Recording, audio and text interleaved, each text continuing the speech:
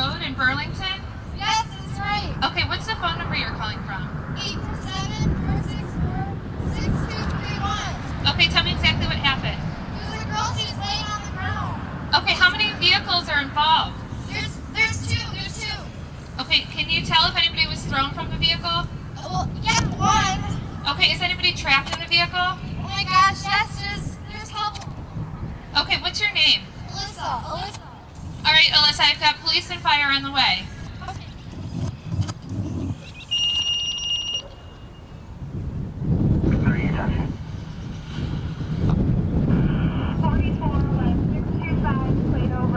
Central High School. Attention all IRE units. Special attention North and Kane County units. Kane County is dispatching a vehicle accident with injury at 44 West 625 Plato Road. Any units available to assist respond with information on IRE. County Unit 170 en route. 5 minutes. 10-4, 175 minutes.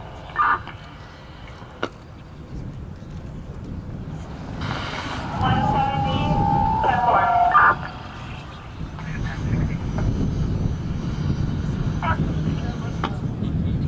26. Stand by for fire. 10-4,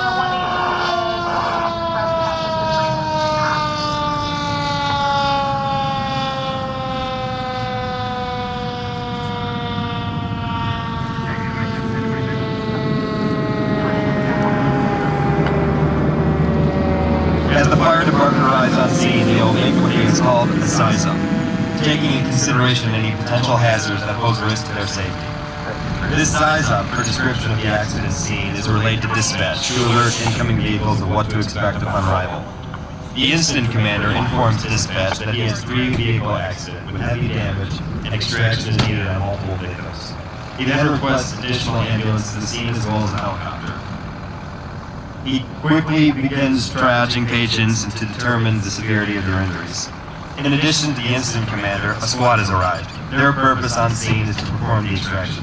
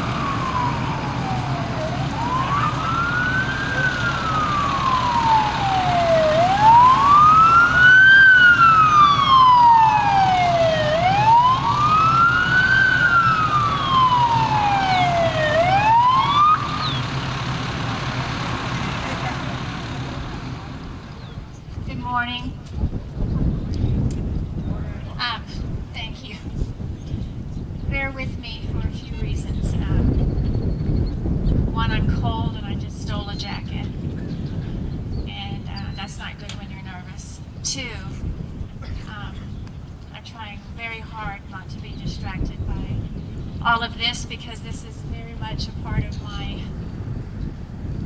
reality. And 3, I'm sinking in this grass with my high heels on. My name is Rebecca Ahlstrom. This is my husband, cute guy over here with no jacket, Leo. And he's a professional. He's going to keep telling me to hold the mic up because I talk softly, so just bear with me there. Are you watching the clock? Okay, let me know if you need anything extra. First to Deb and the Pingree Fire Department, thank you for all that you do. I really don't like seeing you here, but I appreciate everything you do. To Burlington High School, thank you for giving me the opportunity to come out and share my family story. And to you students, you kind of have to be here, but I sure do appreciate your attention and your patience with me. This is it's very difficult. If you haven't already, can you all hear me? If you haven't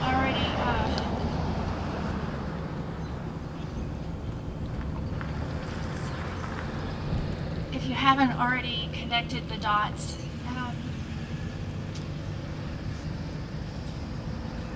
that G35 over there is our car. I usually take every step I can to avoid it. So it's hard knowing it's even in my presence, but the impact is everything, and hopefully it's to you while I share. My husband and I have been married 33 years. We are blessed to have 3 grown children. Aaron is our oldest. He and Nikki gave us our first grandchild, Olive, who calls me Gigi. She's the love of my life. Our youngest is Melody, and she and Chad gave us 2 more grandchildren, Kingston and Finley. Finley is just 3 weeks old now. Meagan is our middle child. She was 24 the last time we saw her.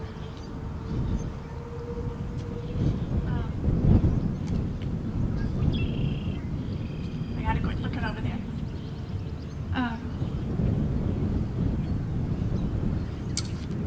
Meagan was killed by a drunk driver early Sunday morning, June 14th, 2009. And that's why I'm here today. I pray for opportunities like this. I pray for opportunities to share her story, our story, and my family story in an effort that it will change your life somehow, that it will impact someone. Meagan lived to be on center stage. She had the gift of public speaking. I do not. I'm getting there. She also had a very unique sense of humor and loved to laugh. And I usually have a big picture beside me because it encourages me. And I just remember some of her crazy antics she used to say, one of which was in situations where I had to stand before people, she would say, "Mom, put on your big girl panties. You can do this." So I'm thinking of that as I'm standing here, and I'm also wearing her shoes. I always wear a pair of her shoes when I speak, and I pray that God would give me every ounce of the gift of speaking she had. So it's kind of symbolic for me. Something important to Meagan was school, so I am just going to rattle off these things because I think she was very proud of them. We were very proud of her, so just bear with me. She graduated at the top of her class, top percentage of her class at Mount Juliet High School, which is a suburb of Nashville. Back then it was about 1,500 students. She was voted most likely to succeed by her high school graduation class. She was vice president of her senior class, drama club officer, participating in many plays and also directing a few, She was in the homecoming court her senior year, president of the KET sorority, secretary of the National Honor Society. She was senior class student council representative, voted by her school to represent the school at county board meetings, nominated to represent the United States at her university, at the time was MTSU, Middle Tennessee State University, of about 24,000 students. As a member of the International Scholar Laureate Program delegation in Australia, Europe, China, and South Africa. Meagan was a Spanish major and a linguistics minor. Her goal was to speak 6 languages by the time she was 26, and she was well on her way to accomplishing that. Meagan was a Hispanic tutor until the very time of her death. I am short on time, and I am just going to throw you in it. As far as the tragedy, we were thrown in it. Meagan and I had taken a trip, let's see, real quickly. Leo and I lived in Tennessee, Nashville for 21 years before we moved to the St. Charles, Batavia area. We've been there 9 years now, and Meagan had decided to move up and live with us for a while. She had become sick and had to stay out of school, college. She wanted to move up, finish school, travel, and take all her languages and just move with all that. And so she came and lived with us, and we had no idea that we would have the last 9 months of her life. But this trip, this short, very spontaneous trip, was to see her brother and sister in Nashville. And it was a very last-minute thought. We took off, drove the 9 hours, got there with the promise that I would have, that was Friday, with the promise that I would have her back Sunday morning for her 9:30 Sierra Leone missions trip meeting. She was on her way to Sierra Leone with our church and a group to go and be on this missions trip and help this country in Africa. That was the reason she agreed. She loved jumping in the car. Leo raised my family that way, just, you know, grab a bag and go. So this was so common for my family. I told her I was driving the whole way. I don't know why, but so she took her co-pilot title very seriously. She planned our whole trip, where we would stop for a Starbucks, where we were going to eat. I mean, down to the hour. She's quite hilarious. She would have ruined my life if I had let her. Little did we know that when we got there, seeing her brother Olive, who was the first baby of our family, and Meagan just couldn't get enough of her, that was going to be the last time they saw her. And I will always thank God for that, because the way it worked out, she saw her. It was the way back. It was on the way back. The 9-hour trip on the way back.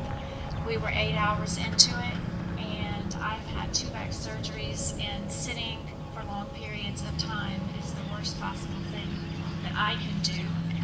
And so 8 hours into it, I just was complaining about the back, and she kept calling me a crazy kook for not letting her drive, but I just insisted on driving because I'm just very stubborn. And my back started hurting so bad that we had just passed through Morris, and we saw the big golden arches lit up. By the way, this was 4 in the morning, because we stayed and hung with our family as long as we could and didn't leave till 8 that night. We saw the golden arches because everything else was closed, and we thought, well, I'll just get out and walk around, let my back take a break, 5 minutes, and then I'll drive the last hour home. So Meagan, after calling me a few names, I finally gave in and asked her to drive.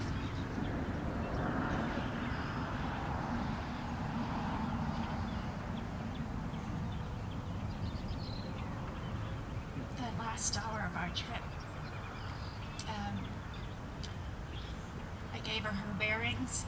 She knew where she was, but I was reminding her we'd passed another interstate and another one, then Waubonsee College, and then we're 20 minutes from home, and she buckled up and basically said, I'll drive what you want to pay for. I'm listening to my music, and I'm listening to it loud.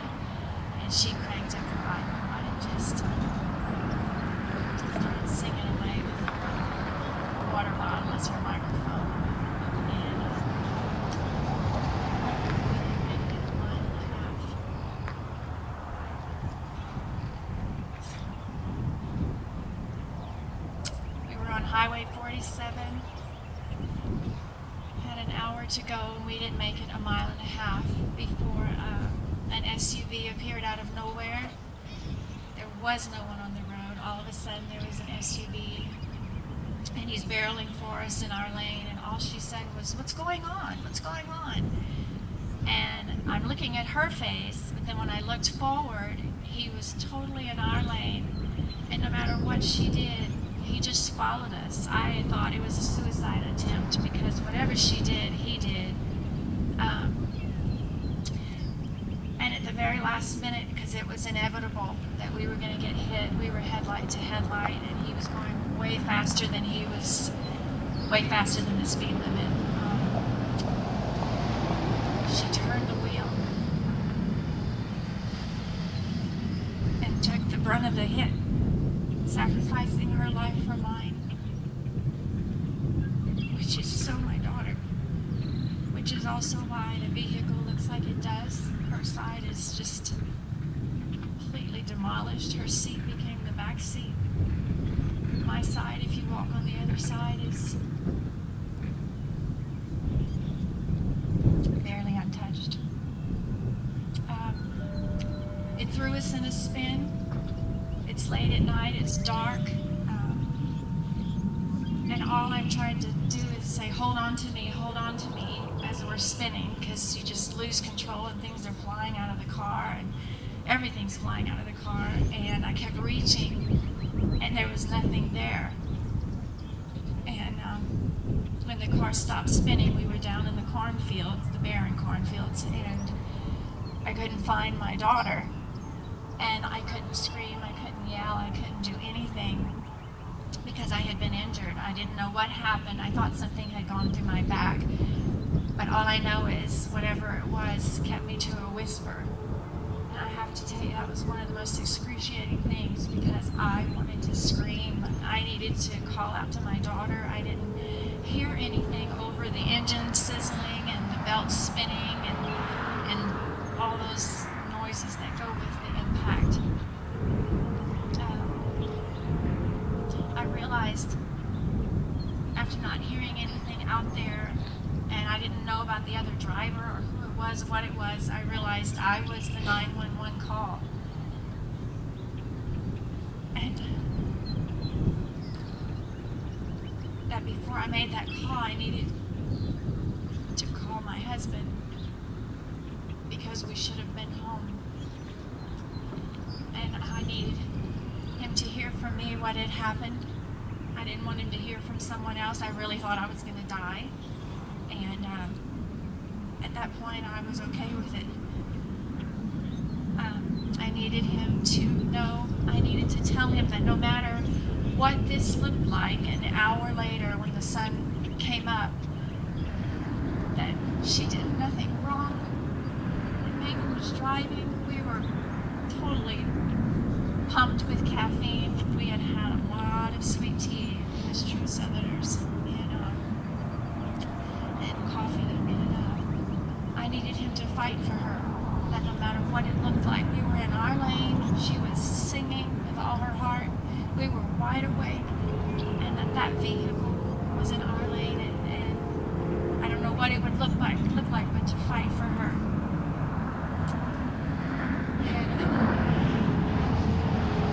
And I made the 911 call, and that's when I saw my daughter. She was lying on the floorboard, half hanging out of the car, and basically hanging by the seatbelt. And as crude as that sounds, I am so thankful because I had arm's length to my daughter's face, just to pat her face because I couldn't move, just to love on her and tell her I'm sorry. If you would play. 911. Help me, please. Bring it in. I don't know. We were hit head-on. Okay, ma'am. I need to know where. 47 North. Are you in Morris or outside of Morris? up. Okay, try to calm down. See if you see around where you're at. My daughter has been drinking coffee. Okay, ma'am, you're on 47? Were you heading? Car. Okay, ma'am, Yes? were you heading toward Morris or out of Morris? I don't know. I can't tell you. Okay. Meagan? Couldn't even say the 911. She was on advice that she's on 47 somewhere unknown where she's going to get sent on.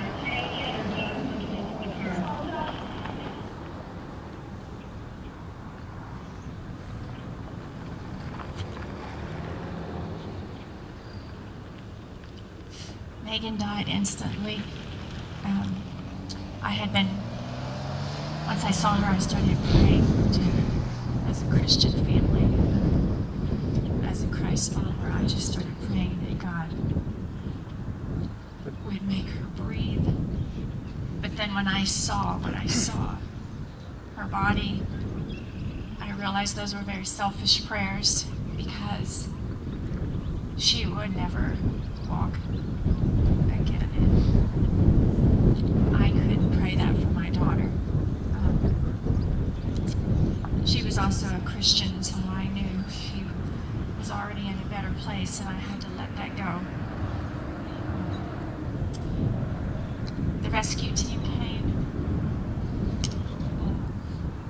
Sirens and lights, and oh my gosh, it just all that strategic chaos to me, and I just kept pleading that they wouldn't take me, that they would take my daughter. You know, to please take my daughter first, please not leave her there. And but it was confirmed what I knew, that she was gone, because only one person attended to her and then left, like for checking for her pulse and whatever, and then all the attention was on me, which I did not want. And by the way, they don't listen to you in those kinds of incidents, because I kept pleading in that whisper, and my husband had pulled up the volume of my voice for you on that 911 because it was much softer, but I just kept pleading and pleading for them to leave me and take my daughter, but they take the person that has a chance to survive, and I realized that, but I fought and fought, taken away in an ambulance to Mars Hospital, and I just knew I was going to die. I needed to die.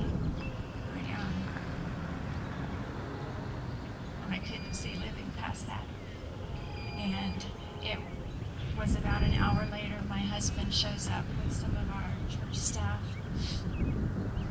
and what I had told him on the phone was confirmed, and that was the first time it really hit him, because I'm not a doctor. When I called him from the site, you know, he just couldn't believe it and had hoped that I was terribly wrong, but I wasn't. So all that to say, jumping forward, we had 6 months of hearings. It was in the end of that sentencing hearing, we found out Joe, the only driver of the SUV, the only person in the SUV, and Meagan and I were the only ones in this car, that Joe had had so much to drink at a party that he had passed out at the wheel and had no control. He was totally passed out, and that the car just was barreling for us with no driver, basically. He had no prior convictions, at a party with friends. No one stopped him from getting in his SUV and leaving. And I say all that to just challenge you. Today, I wanted to challenge you about choices, about the choices you make. You've heard a little bit about Meagan's story. We call it that because it's continual. I've written 2 books. They're with publishers. Songs have been written about her. One of the cards you received, a red card, directs you to a Facebook group page where there's still over 1,300 people as members on there, because I post journal entries of hers that are just profound, and a lot of them funny. She was quite a character. And other people post things and stuff. And the other card is a poem she had written, and it's the only way that we could let her speak for herself. She had had that published on her own. But I wanted to challenge you with the choices, Joe had a choice that night, and he made a very poor one. But my family and I are convinced that he did not wake up that Saturday morning and say, okay, this party tonight, let's see how much I can drink, so that I pass out, so that I wreck my vehicle, injure myself, practically destroy a family, almost destroy his own family, and end up in federal prison. I don't think he thought that way. In fact, we don't think he thought at all. We think he went to the party and just didn't think, and then thought he was okay enough to drive, and he wasn't, obviously. So my challenge to you is your choices, the choices you make. I like to say that with each choice, you're writing another line in your life story. Meagan wrote a great life story. It's still going. This is part of it. This is part of my daughter's life. I hope when I'm gone that you will say that by God's grace, here's determination for her daughter, that Rebecca took something that was meant to be and made an effort to change her lives. Because it would be really easy to stay home and hide from all of this. But I refuse to do that, especially knowing the passion my daughter had for life and family and people. She wanted to change her world. If you visit that site and read any of her quotes, you'll see that. She wanted to change her world and make a difference. So I just wanted you to think about that. Is prom tomorrow? So you have prom, you have choices to make there. So drinking might not be your thing. It might be texting while you're driving, talking on the phone while you're driving. It might be illegal drugs. It might be unprotected sex. It might be sex before marriage. It might be whatever. You have choices to make. It might be your parents that drink. It might be a friend. It might be someone you don't even like and you see drinking and getting ready to get in a car. You have a choice to make. What kind of person are you going to be? What choice will you make that makes a difference? So 2 things, and I'm closing. I'm out of time. Over. So sorry, Dee. Two things. If you would, when you walk by, now that you know some of this story, look at this car again and pause just a moment and picture my daughter sitting in there laughing and us talking and then her singing, because that's what she was doing that last minute. And then pause long enough to feel the sting of death and a very poor choice. And if Joe, who has supposedly turned his whole life around through Meagan's writings that her friends sent him, which is amazing, if Joe could, with that one terrible choice, could hurt and affect so many people, how much more choices can do. You as one person making smart choices to help people and not just think about yourself like he did or whatever.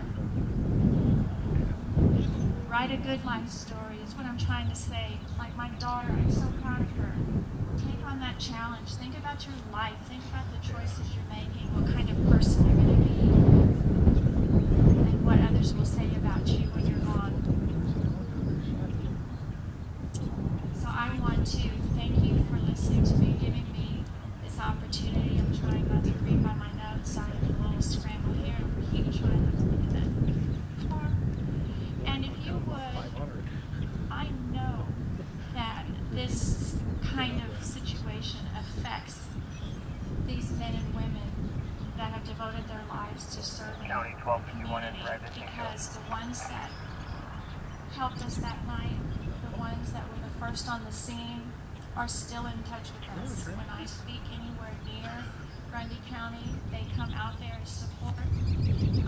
The coroner driving all the way, he's the one that asked for possession possession of our vehicle. He brings it everywhere. He drove all the way out here, and it'll be in Geneva High School next week. And so I just want you to know this is not just a job. It's something that they've given their life to, and it impacts them, and I just think in honor of them, I would really appreciate it if you would applaud them with me.